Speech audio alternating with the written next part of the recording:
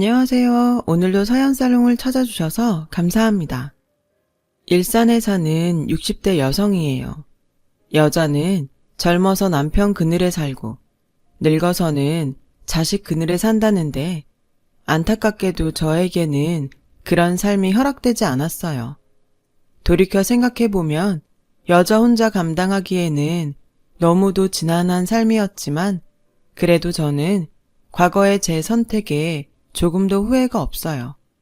저에게는 무엇과도 바꿀 수 없는 사랑스러운 딸과 오랜 시간을 돌아 다시 만난 고마운 분들이 계시니까요. 그래서 이제는 가슴 한켠의 추억으로 남은 이야기를 꺼내보려고 합니다. 가슴 아프지만 행복했던 시절 얘기를요. 저는 13살 때 사고로 부모님을 잃고 친척집에 얹혀 살았어요. 4살 위 언니는 큰 고모 댁에서 살았고 저는 막내 고모 댁에서 살았죠. 우리 자매가 다시 만나 함께 살게 된 건 제가 고등학교 2학년 때였어요. 고등학교를 졸업하고 직장 생활을 하던 언니가 저를 데리러 왔거든요. 이젠 나도 돈을 버니까 단칸방이라도 얻어서 우리 둘이 살 수 있어. 언니는 저와 헤어지던 날 꼭 데리러 오겠다는 약속을 지키기 위해 그동안 열심히 돈을 모았더라고요. 거기에 큰 고모 내외가 돈을 보태주셔서 사글세 빵을 얻을 수 있었죠. 그렇게 우리 자매는 헤어진 지 5년 만에 함께 살게 되었어요. 얼마 안 되는 언니 월급으로 월세를 내고 생활비에 제 등록금까지 내려니 늘 쪼들리는 생활이었죠.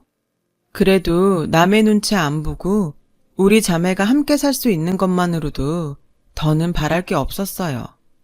저는 얼른 졸업해서 취직을 해야겠다는 일념으로 하루하루를 버텼죠. 그리고 드디어 상고를 졸업하고 작은 무역회사에 격리로 취직을 했어요. 요즘과는 달리 당시의 격리는 사무실에 허드렛 일을 도맡아 해야 했어요. 사람들은 저를 미스 김이라고 불렀죠. 마치 다방 레지 부르듯 사무실 직원들은 저를 쉽게 불러댔어요. 미스 김, 커피 한 잔 타와. 미스 김, 가서 담배 한 갑 사와. 미스 김, 나랑 연애할래? 사소한 심부름부터 시답지 않은 농담까지 들어가며 일을 해야 했지만 그래도 제 손으로 돈을 벌 수 있어서 그렇게 좋더라고요. 비록 적은 돈이지만 저축도 하면서 미래에 대한 계획도 세울 수 있었고요. 그렇게 모든 일이 물 흘러가듯 순조롭게 진행되던 어느 날이었어요. 은행에서 직원들 월급을 출금해 오던 길이었는데 차도를 달리던 오토바이가 인도로 올라서더니 글쎄 제 공금 가방을 채가지 뭐예요. 순식간에 일어난 일이라 반항도 못하고 가방을 뺏긴 저는 그저 소매치기야! 소리만 질렀어요. 그때였죠. 어디선가 음료캔이 날아들더니 소매치기의 머리통을 정확히 맞췄어요. 그 바람에 소매치기는 오토바이에서 떨어져 바닥에 엎어졌고 오토바이는 가로수를 들이받고 박살이 났어요. 저는 달려들어 소매치기한테서 공금 가방을 잽싸게 뺏어 들었죠. 그리고는 쓰러져 있는 소매치기를 향해 발길질을 해댔어요. 야, 이 나쁜 놈아! 이게 무슨 돈인 줄 알아? 한 달 내내 죽어라 일한 우리 회사 사람들 월급이란 말이야. 이거 잃어버리면 난 회사도 잘린다고. 분한 마음에 한참을 발길질을 하는데 누군가 제 어깨를 잡으며 말리더군요. 고개를 들어보니 검은 뿔테 안경을 쓴 제 또래의 남자였어요. 그만해요. 이러다 사람 죽이겠어요. 살인범으로 감옥 가고 싶어요. 저는 그 살인범이란 말에 몸이 굳어버렸죠. 남자는 그런 저를 보곤 피식 웃더군요. 다행히 헬멧을 써서 머리는 안 다친 것 같고 찰과성 정도니까 그쪽이 감옥에 갈 일은 없겠네요. 그러니까 놀란 토끼는 안 해도 돼요. 이제 괜찮아요. 괜찮다는 말에 저는 긴장이 확 풀려서 그 자리에 주저앉아 버렸어요. 이 돈을 잃어버렸으면 어쩔 뻔했나 생각하니 눈물이 나더라고요. 감정이 격해져서 꺽대며 우는데 지나가는 사람들이 전부 제 옆에 서 있는 남자를 째려보며 손가락질을 하더군요. 난처한 표정의 남자는 어쩌지도 못하고 그저 저를 내려다볼 뿐이었어요. 그렇게 한참을 울고 나니 사람들 신고로 순경이 달려왔더라고요. 소매치기는 순경한테 끌려갔고 저랑 남자도 파출소로 가서 상황 설명을 하고서야 모든 일이 끝이 났어요. 알고 보니 소매치기한테 음료캔을 던진 사람이 이 남자더라고요. 파출소 순경 말에 따르면 이 남자 아니었으면 회사 공금을 몽땅 털렸을 거라며 평생 은인으로 알라고 하더군요. 그런데 그때는 은인이고 나발이고 회사에 들어가 월급을 나눠주는 게 급선무여서 고맙다는 인사만 넙죽하곤 그대로 회사로 달려갔어요. 회사에 도착해보니 회사는 회사대로 난리가 났더라고요. 경리가 돈을 들고 도망쳤다고 경찰에 신고할 참이었죠. 부장님은 저를 보자마자 버럭 화를 냈고 저는 눈물 범벅이 된 얼굴로 부장님께 자초지종을 설명했어요. 제 이야기를 들은 부장님은 엉망이 된 제 모습을 보시고는 더는 뭐라고 안 하시더라고요. 그렇게 그날 일은 무사히 끝이 났고 다시 일상으로 돌아갈 수 있었어요. 그렇게 며칠이 지났을까요? 이른 아침 만원 버스를 타고 출근을 하려는데 회사 건물 앞에서 누가 제 이름을 부르지 뭐예요. 저를 도와주었던 뿔테안경 남자였어요. 남자는 저를 보자마자 그러더군요. 사람이 어쩜 이렇게 뻔뻔해요? 아니, 내가 소매치기도 잡아줬고 여자 울림 파렴치 아니란 소리까지 들어가며 지켜줬더니 이렇게 쌩까요? 아, 그날은 정말 고마웠어요. 제가 경황이 없어서 인사도 제대로 못 드렸네요. 미안해요. 미안한 거 알면 커피라도 한 잔 사요. 노른자 동동 띄운 쌍화차면 더 좋고. 그 남자의 닭달에 못 이겨 그 주 일요일에 우린 명동에서 만났어요. 남자는 커피는 됐다며 맥주나 한잔 하자고 쉘브르라는 라이브 카페로 저를 데리고 가더군요. 가수들의 라이브 공연을 보며 맥주를 마시는 자유로운 분위기의 공간이었죠. 딱 봐도 그곳을 찾은 손님 대부분이 대학생인 것 같았어요. 어려운 팝송도 잘들 알더라고요. 자리를 잡고 앉자 남자는 자기소개를 했어요. Y대 의대생이라더군요. 적성에 맞아서 의대에 간 건 아니고 부모님이 모두 의사라서 자기도 어쩌다 보니 의대에 가게 됐다고요. 남자는 한참을 자기가 좋아하는 책과 음악에 대해 떠들어댔어요. 이곳을 자주 찾는 이유는 자유로운 분위기 때문이라면서요. 저한테도 느끼게 해주고 싶었다나요? 그곳에 모인 사람들 모두가 통기타와 맥주, 청바지 문화에 자연스럽게 녹아들었지만 저는 그러지 못했어요. 괜히 몸에 안 맞는 남의 옷을 빌려 입은 것처럼 불편하더라고요. 난생 처음 맛본 맥주에 취했는지 아니면 부모 잘 만나 청춘을 즐기는 대학생들한테 셈이 나서 그랬는지 모르겠지만 불쑥 화가 났어요. 그래서 다짜고짜 남자한테 소리를 쳤죠. 그러니까 날 여기 데려온 이유가 잘난 대학생들은 이러고 논다고 나한테 자랑하고 싶었던 거야? 그래, 나 상고밖에 못 나왔다. 일찌감치 조실부모하고 하루하루 먹고 사는데 급급해서 니들처럼 이러고 흥청거릴 여력도 없어. 여기서 니들이 마시는 맥주 몇 잔 값이 우리 언니랑 나 일주일치 반찬 값이야.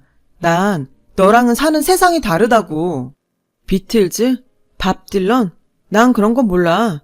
그러니까 나 같은 애 앞에서 잘난 척 말고 네 친구들 앞에서나 잘난 척해. 소매치기 잡아준 대가로 맥주값은 내가 내고 간다. 저는 가게 문을 박차고 나왔어요. 하필 추적추적 비까지 내리더라고요. 명동 성당에선 주말 미사가 끝났는지 신도들이 거리로 쏟아져 나왔어요. 저는 인파에 휩쓸린 채 닭똥 같은 눈물을 뚝뚝 흘리며 걸었죠. 그때였어요. 누군가 제 어깨를 잡아 세웠어요. 뿔테 안경 남자였죠. 얼마나 달렸는지 숨을 몰아쉬더군요. 명희씨, 기분이 상했다면 미안해요. 난 그저 명희씨도 하루쯤은 또래 친구들처럼 즐기고 살길 바랬어요. 파출소에서 명희 씨 사정 얘기 듣고 내 자신이 창피했거든요. 부모 덕에 돈 한 푼 안 벌고 많은 걸 누리고 살면서 고마운 줄 모르고 살았던 내가 너무 한심해서요. 그래서 명희 씨한테 선물하고 싶었어요. 열심히 살았으니까 오늘 하루쯤은 이렇게 보내도 된다고 말해주려고요. 그리고 이 돈은 가져가세요. 선물을 하고 돈을 받을 순 없으니까요. 오늘 일은 정말 미안해요. 내가 주제 넘었어요. 사실 저는 가게를 나오던 그 순간부터 후회를 하고 있었어요. 타인의 호의를 고맙게 받아들이지 못하는 제 자신이 너무 옹졸하게 느껴졌거든요. 그런데 이렇게 따라와 사과까지 하니 민망해서 얼굴을 못 들겠더라고요. 그런데 그 순간 주책 없이 배에서 꼬르륵 소리가 나지 뭐예요. 남자는 그 소리를 들었는지 웃음을 참으며 괜한 헛기침만 하더군요. 그런데 그 순간 남자 배에서도 꼬르륵 소리가 나더라고요. 어차피 그쪽한테 커피 사려고 가져온 돈이니까 대신 칼국수 살게요. 저는 남자를 이끌고 명동 골목 후미진 곳에 있는 칼국수집에 들어갔어요. 칼국수가 나오자마자 우리는 말 한마디 없이 그릇에 코를 박고 정신없이 칼국수를 먹어 치웠죠.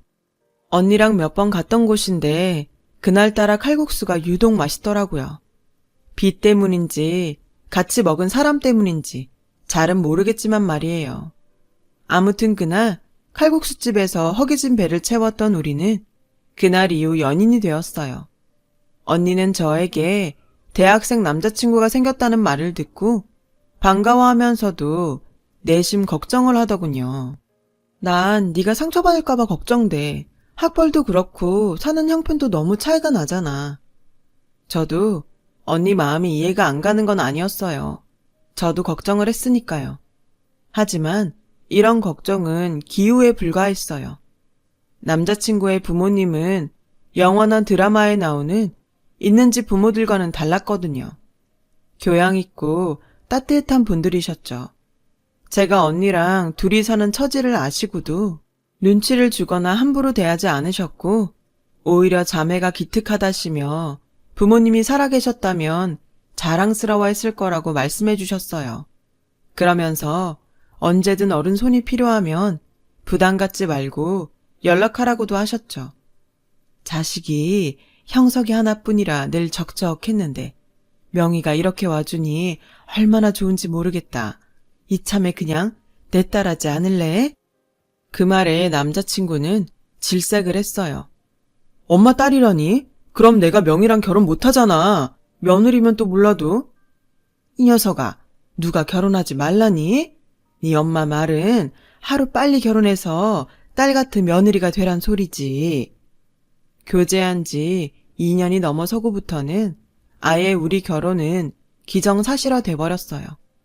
그리고 그 무렵 군입대 영장이 나왔죠. 사실 의대생이라 입대를 미룰 수도 있었지만 어차피 갈 거 후딱 끝내는 게 나을 것 같다며 그냥 가기로 했죠. 하지만 입대 날짜가 다가오니 연기를 할 걸 그랬나 후회를 하는 눈치였어요. 명희야, 너 정말 나 기다려줄 거지? 고무신 거꾸로 신으면 평생 재수없다. 그러니까 나 꼭 기다려야 돼? 혹여 제가 변심할까봐 어찌나 애처럼 안달을 하던지 귀엽기까지 했어요.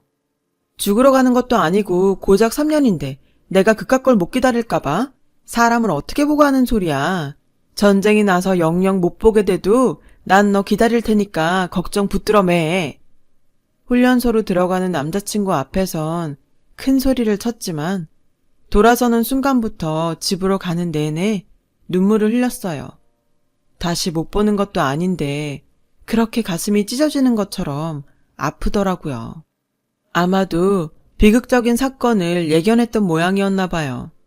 남자친구가 훈련소에 들어가고 2주 정도 지난 어느 날이었어요. 회사로 저를 찾는 전화가 왔어요. 남자친구 아버님이었죠. 훈련 중에 사고가 났는데 남자친구가 다쳤다는 거예요. 그 길로 저는 조퇴를 하고 남자친구 부모님과 함께 군 병원으로 달려갔어요. 듣기로는 훈련 중에 넘어지면서 강목에 박혀있던 못에 다리를 다쳤다는데 병실에 들어가 보니 다리를 다쳤다는 사람이 숨도 제대로 못 쉬고 있더라고요. 아버님은 군병원 의사한테 상태 설명을 들으러 나가셨고 어머님은 다 죽어가는 아들을 보자 오열을 하셨어요. 저 역시 아무 말도 못하고 눈물만 흘릴 뿐이었죠. 그 와중에도 남자친구는 어머님과 제가 걱정할까봐 희미하게 웃어 보이더군요. 그 모습에 억장이 무너지는 것 같았어요. 상담을 마치고 들어오신 아버님은 상태를 설명해 주셨어요.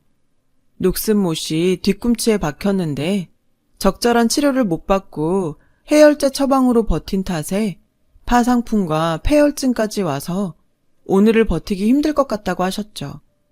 그 말에 어머님은 주저앉으셨어요. 저 역시 온전히 서 있기가 힘들었고요. 하지만 생떼 같은 아들을 잃게 생긴 남자친구 부모님 앞에서 제 아픔이 비교나 되겠어요? 그래서 한 발 뒤에서 눈물만 흘리고 있을 뿐이었죠. 그날 남자친구 부모님과 저는 병실에서 남자친구의 마지막을 지켰어요. 죽기 전 남자친구는 부모님께 저를 부탁한다는 말을 남겼죠. 그리곤 새벽녘 세상을 떠나고 말았어요. 저는 그렇게 첫사랑과 이별을 했어요. 장례를 치르는 내내 저는 남자친구의 영정을 지켰어요. 그리고 49째 날 남자친구 어머님이 제게 그러시더군요. 명희야, 우리한테 넌 딸이나 친배 없어. 그래서 하는 말이니 잘 들어주렴. 이제 형석이 있고 좋은 남자 만나 사랑받고 살아. 더는 우리 찾지 말고. 알겠니? 널 위해서라도 우리가 널 보내는 게 맞는 것 같다. 언니랑 꿋꿋하게 잘 살아야 한다. 남자친구를 떠나보내고 49일 만에 저는 그의 부모님과도 이별을 했어요. 이제는 다시 예전으로 돌아가야 했지만 사탕의 달콤함을 알아버린 아이에게 사탕이 없는 세상이 너무도 잔인한 것처럼 제게도 형석 씨가 없는 인생은 너무도 잔혹했어요. 그래서 나도 이대로 형석 씨를 따라 갈까도 생각했었죠. 그럴 때마다 언니는 제 마음을 붙잡아 주려고 노력했어요. 어르고 달래고 때로는 정신 차리라고 제 뺨을 치기도 했죠. 하지만 순간뿐이었어요. 우리가 함께 거닐었던 명동거리와 처음 데이트를 했던 쉘브르, 그리고 칼국수집 앞을 지날 때면 어김없이 가슴 한켠이 시려오면서 인생이 공허하게 느껴졌거든요. 그런데 이런 제게 살아야 할 이유가 생겨버렸어요. 제가 임신을 한 거예요. 그동안 넋을 놓고 산 탓에 생리가 끊긴 것도 모르고 있었는데 아침에 밥 짓는 냄새를 맡으니 구역질이 나지 뭐예요. 그런 저를 보고 주인집 아줌마가 누가 보면 꼭 처녀가 임신한 줄 알겠다며 혀를 차셨죠. 생각해보니 남자친구가 입대하기 전 하룻밤을 보냈던 기억이 나더군요. 너무 당황스럽고 막막해서 어떻게 해야 할지 모르겠더라고요. 며칠을 끙끙거리다 결국 언니한테 이 사실을 알렸어요. 언니는 당장 병원에 가자고 하더군요.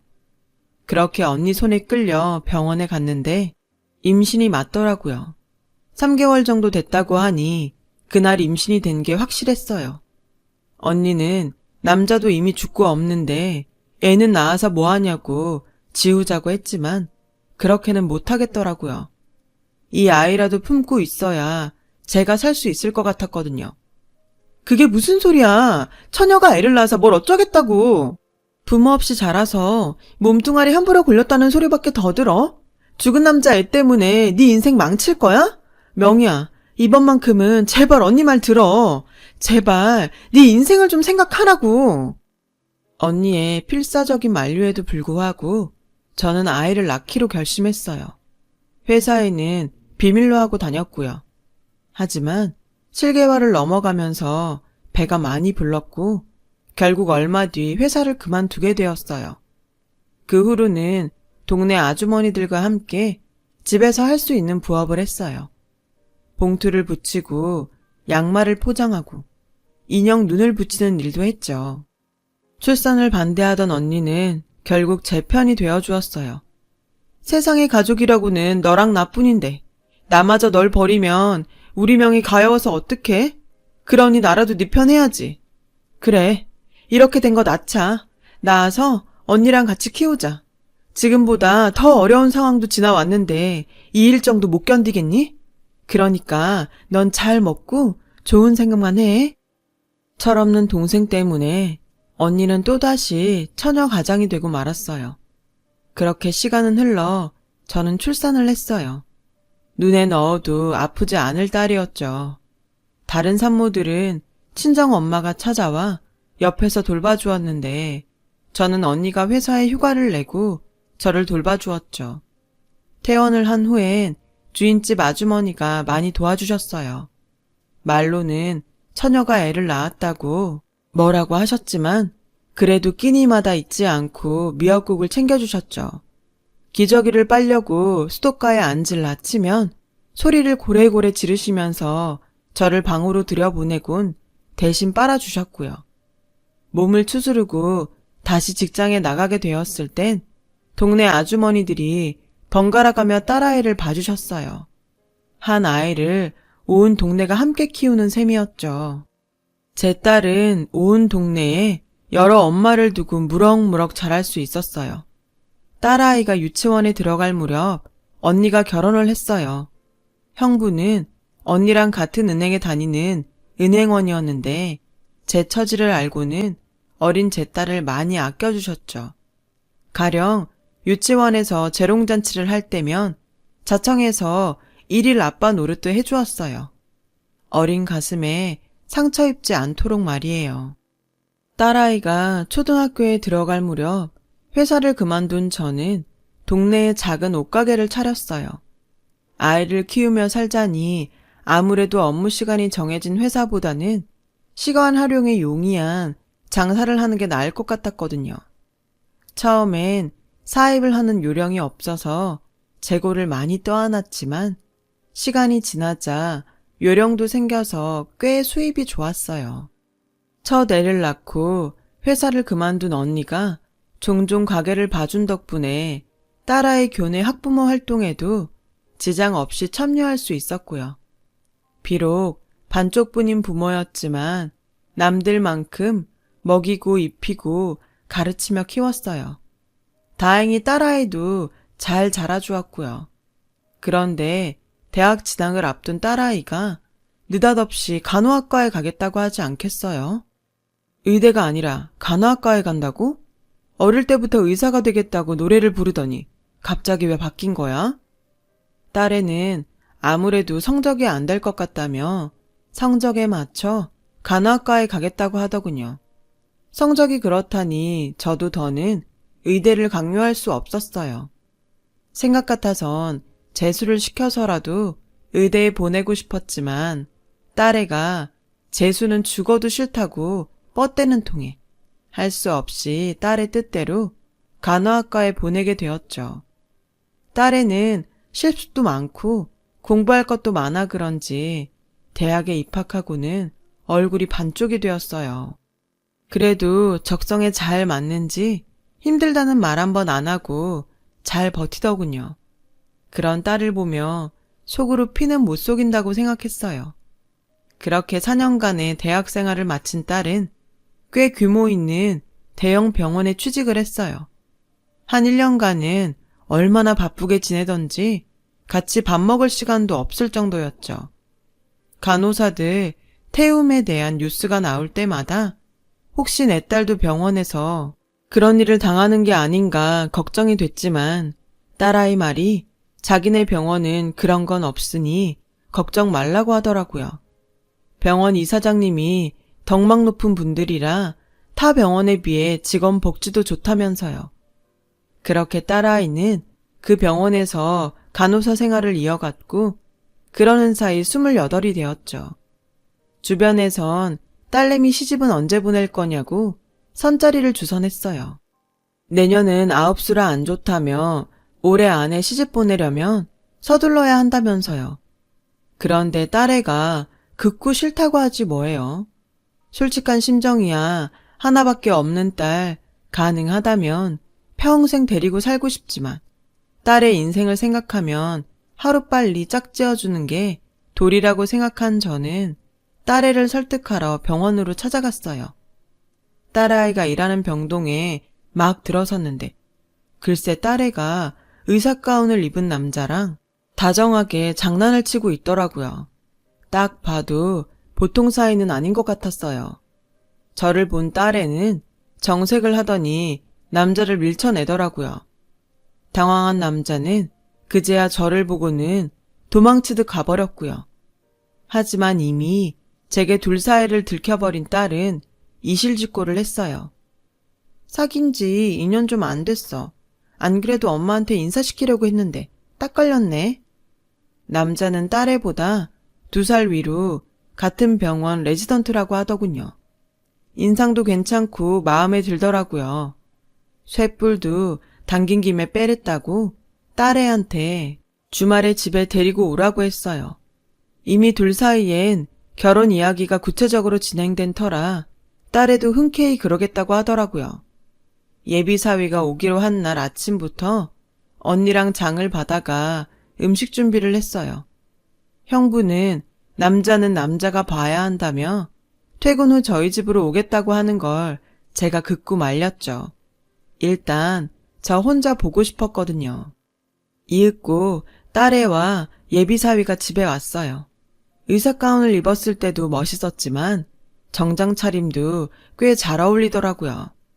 예비사위는 지난번에 인사를 못 드려서 죄송하다고 사과를 하더군요. 괜찮아요. 그게 뭐 대수인가? 이렇게 인사하러 왔으면 됐지. 나는 다른 건 안 바래요. 우리 나경이만 아끼고 사랑해주면 다른 건 아무것도 필요 없어요.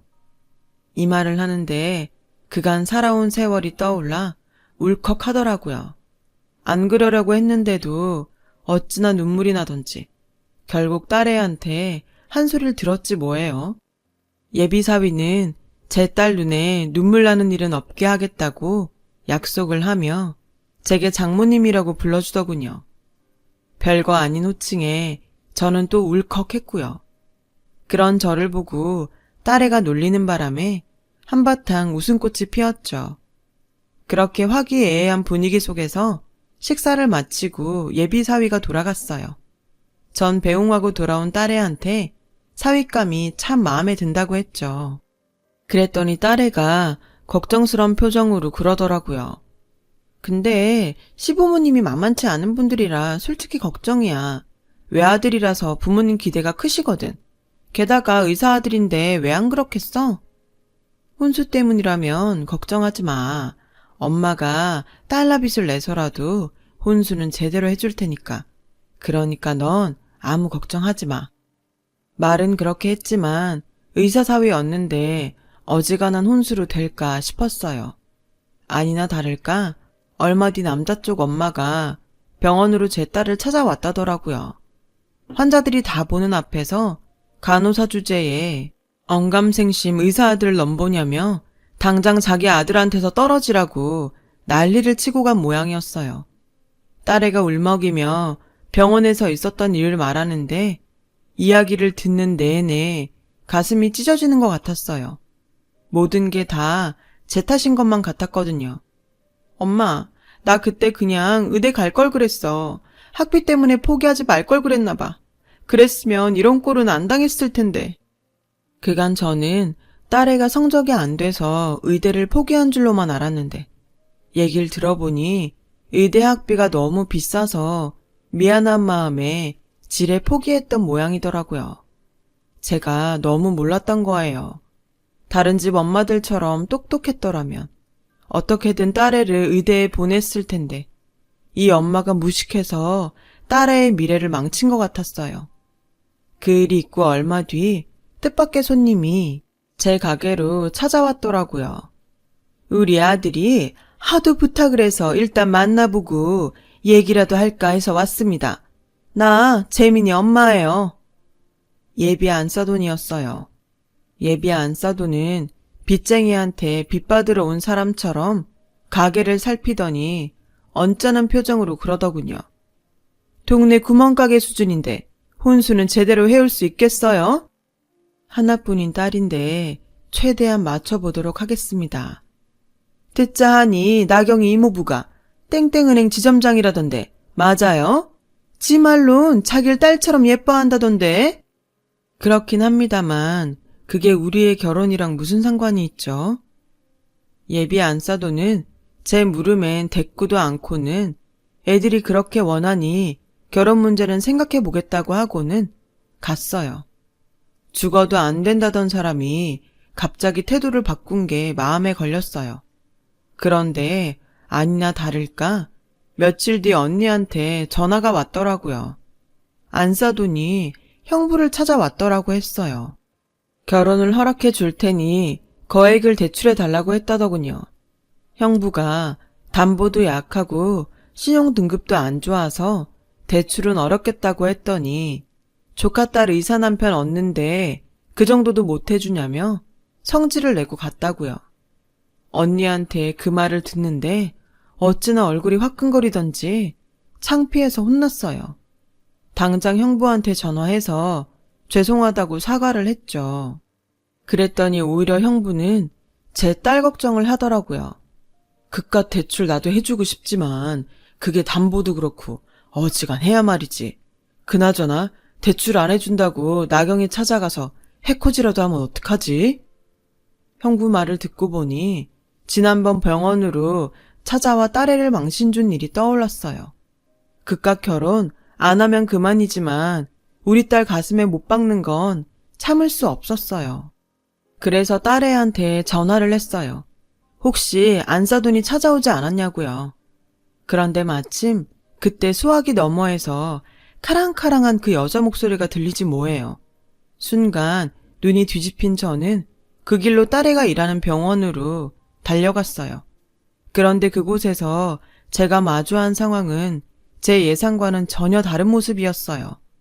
아나무인이던 예비 안싸돈이 제 딸의 앞에서 벌벌 떨며 고개를 숙이고 있지 뭐예요.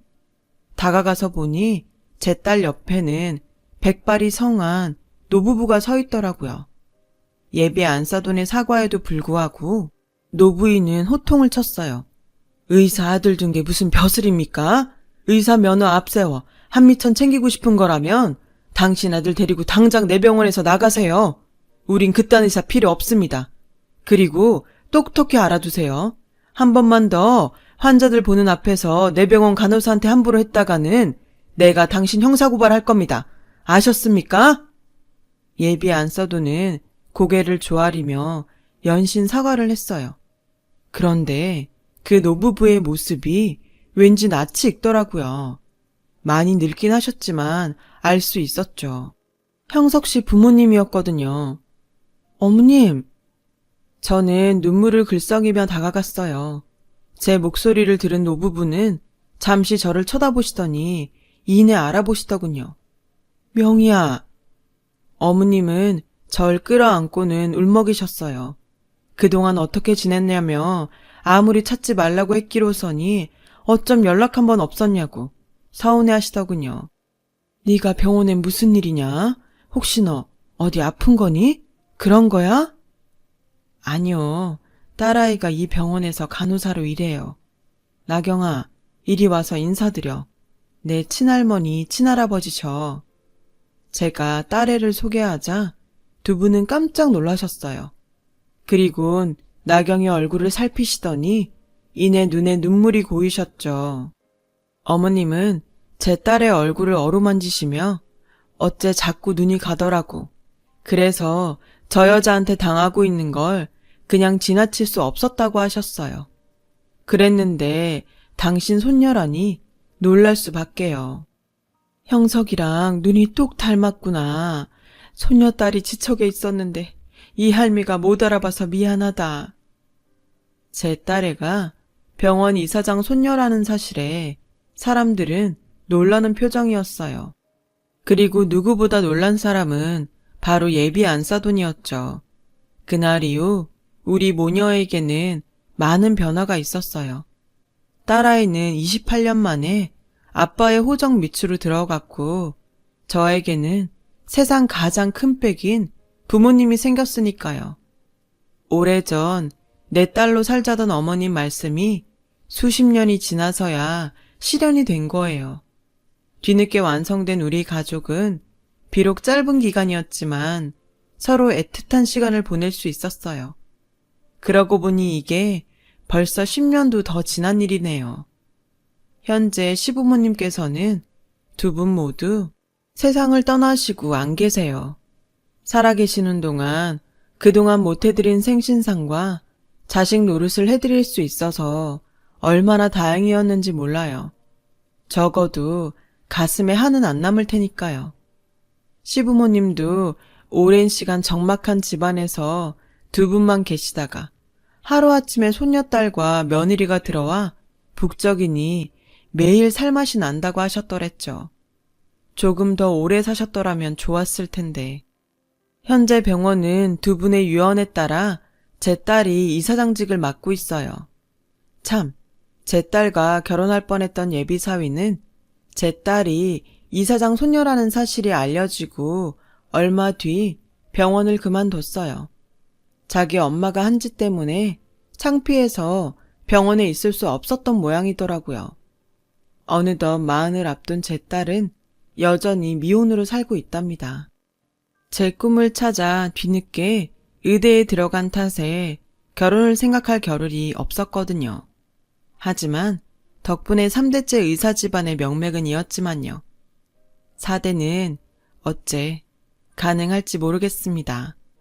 열심히 살아온 제 딸, 그것만으로 자랑스럽고 자신이 행복해야 하니 저도 행복합니다. 지금까지 저의 파란만장한 인생 이야기를 들어주셔서 감사드려요. 항상 건강하시고 복 많이 받으세요. 여러분, 사연 댓글에 응원과 현명한 조언 부탁드려요. 좋아요와 구독은 저에게 큰 힘이 됩니다. 오늘도 좋은 일 가득하세요.